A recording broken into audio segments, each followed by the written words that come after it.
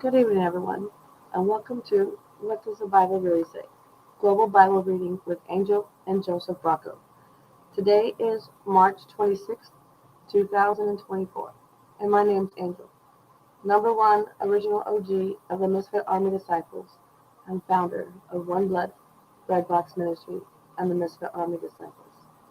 Our mission statement is to seek and save the lost, protect the weak, and those who are able to protect themselves, and plant seeds by spreading the gospel of Jesus Christ. This is the What Does the Bible Really Say Global Bible Reading. We are currently on part 147.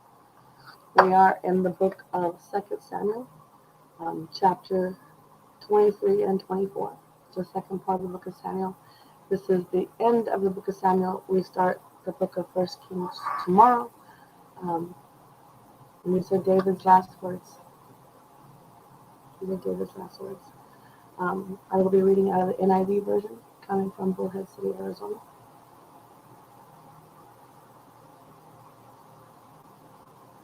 2 Samuel, chapter 23 and 24. David's last words. These are the last words of David, the inspired utterance of David, son of Jesse, the utterance of the man exalted by the Most High, the man anointed by the God of Jacob, the hero of Israel's sons. The Spirit of the Lord spoke through me. His word was on my tongue. The God of Israel spoke. The Rock of Israel said to me, when one rules over people in righteousness, when he rules in the fear of God, he is like the light of morning at sunrise, on a cloudless morning, like the brightness after rain that brings grass from the earth. If my house were not right with God, surely he would not have made with me an everlasting covenant, arranged and secured in every part. Surely he would not bring to fruition my salvation, and grant me my every desire. But evil men are all to be cast aside like thorns, which are not gathered with the hand. Whoever touches thorns uses a tool of iron or the shaft of a spear. They are burned up where they lie. David's mighty warriors. These are the names of David's mighty warriors: Josheb, Basahebeth, and Tachmonite was chief of the three. He raised his spear against 800 men, whom he killed in one encounter.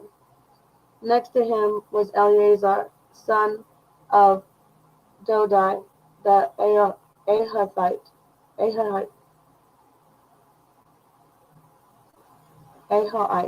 as one of the three mighty warriors. He was with David when they taunted the Philistines, gathered at Pas Dammim for battle. Then the Israelites retreated. But Eleazar stood his ground and struck down the Philistines till his hand grew tired and froze to the sword. The Lord brought about a great victory that day. The troops returned to Eleazar, but only to strip the dead.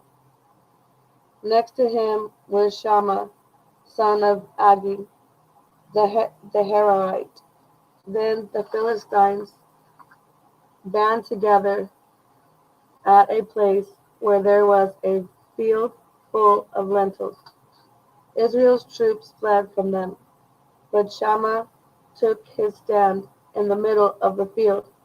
He defended it and struck the Philistines down, and the Lord brought about a great victory. During harvest time, 3 of the 30 chief warriors came down to David at the cave of Adullam, while a band of Philistines was encamped in the valley of Rephaim. At that time David was in the stronghold, and the Philistine garrison was at Bethlehem. David longed for water, and said, "Oh, that someone would get me a drink of water from the well near the gate of Bethlehem." So the three mighty warriors broke through the Philistine lines, drew water from the well near the gate of Bethlehem, and carried it back to David. But he refused to drink it. Instead, he poured it out before the Lord. "Far be it from me, Lord, to do this," he said. "It is not the blood of men who went at the risk of their lives," and David would not drink it. Such were the exploits of the three mighty warriors. Abishai, the brother of Joab, son of Zeruiah, was chief of the three. He raised his spear against 100 men, whom he killed, and so he became as famous as the three. Was he not held in greater honor than the three? He became their commander, even though he was not included among them. Benaiah, son of Jehoiada, a valiant fighter from Kabzeel, performed great exploits. He struck down Moab's two mighty warriors.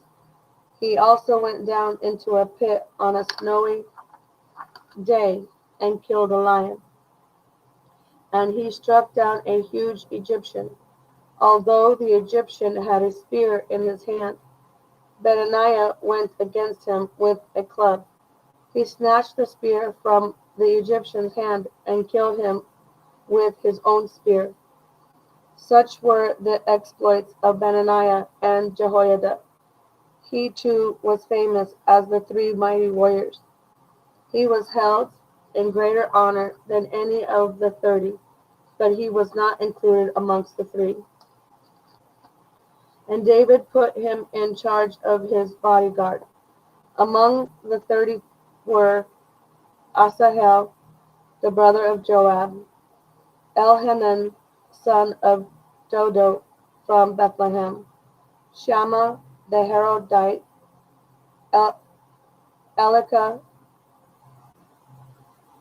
the Harodite, Helaz the Peltite, Ira, son of Ikesh from Tekoa, Abiezer from Anathoth,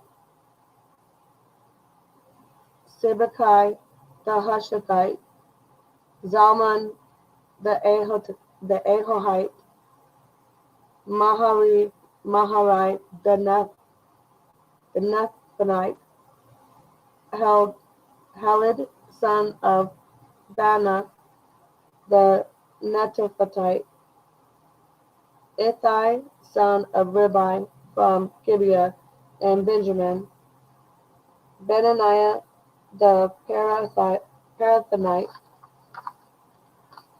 Hiddai from the ravines of Gaash,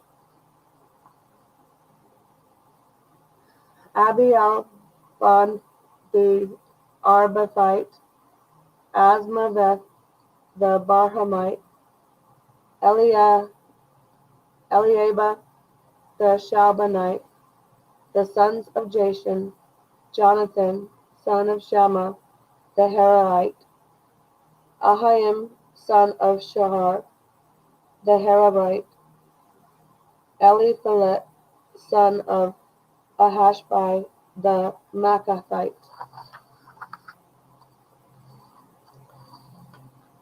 Eliam, son of Ahithophel the Gileonite, Hezro the Carmelite, Harai the Arabite, Igal, son of Nathan from Zobah, the son of Haggai, Zelek the Ammonite, Naharai the Beerothite, the armor-bearer of Joab, son of Zeruiah, Ira the Ithrite, Gareb the Ithrite, and Uriah the Hittite.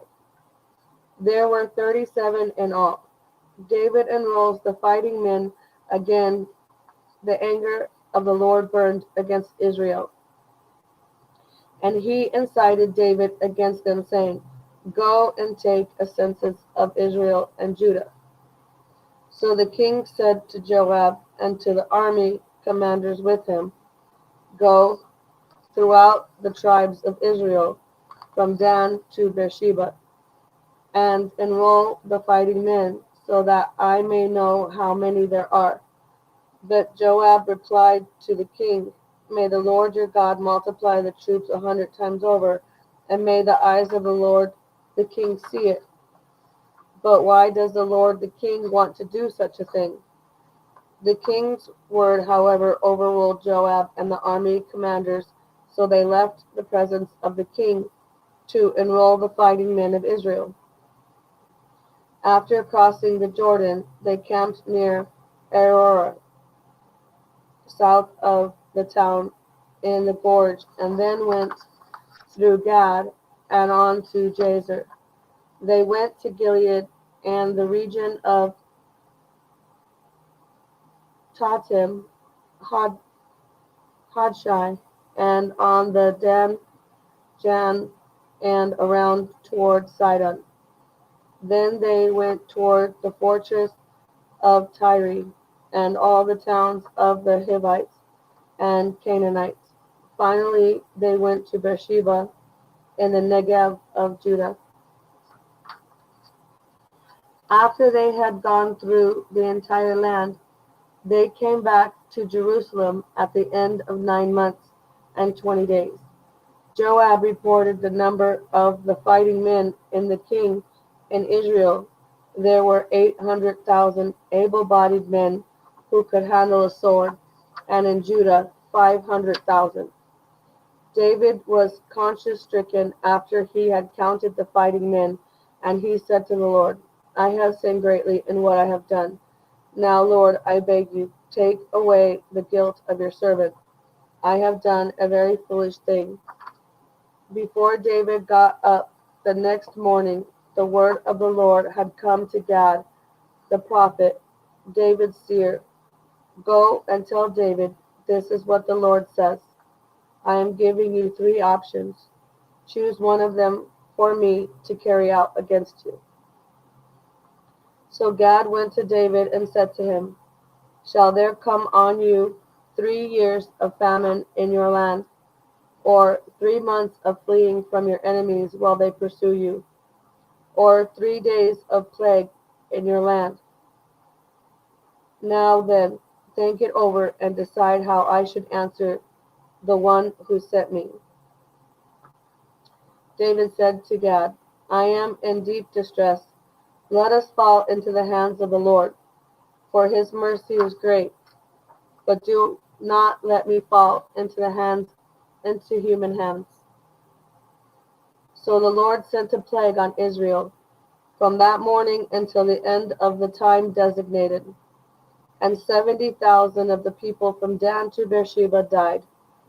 When the angel stretched out his hand to destroy Jerusalem, the Lord relented concerning the disaster and said to the angel who was afflicting the people, Enough, withdraw your hand. The angel of the Lord was then at the threshing floor of Araunah, the Jebusite. When David saw the angel who was striking down the people, he said to the Lord, I have sinned.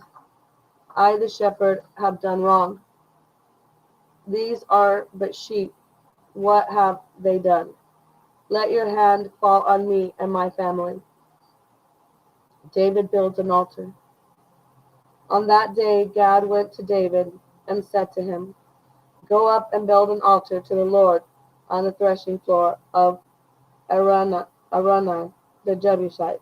So David went up, as the Lord had commanded, through Gad.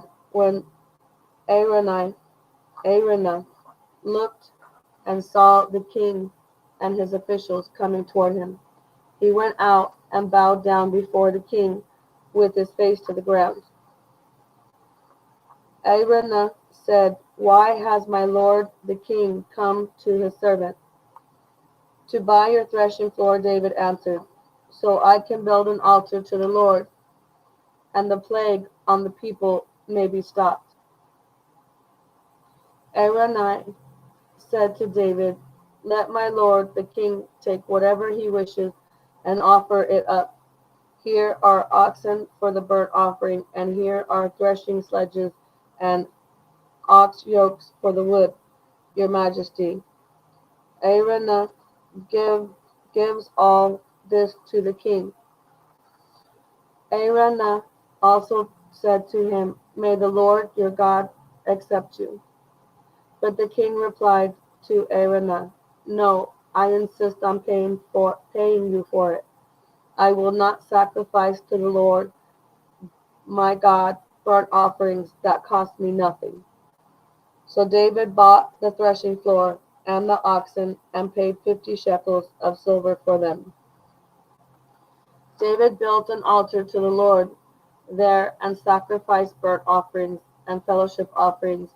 Then the Lord answered his prayer in behalf of the land, and the plague on Israel was stopped. 1 Kings chapters 1 and 2, to be continued. To be continued. What does the Bible really say? Global Bible reading, part 147, 2 Samuel chapter 23 and 24, David's last words. And that's all I got. Peace out, yo. Angel, sit on me out.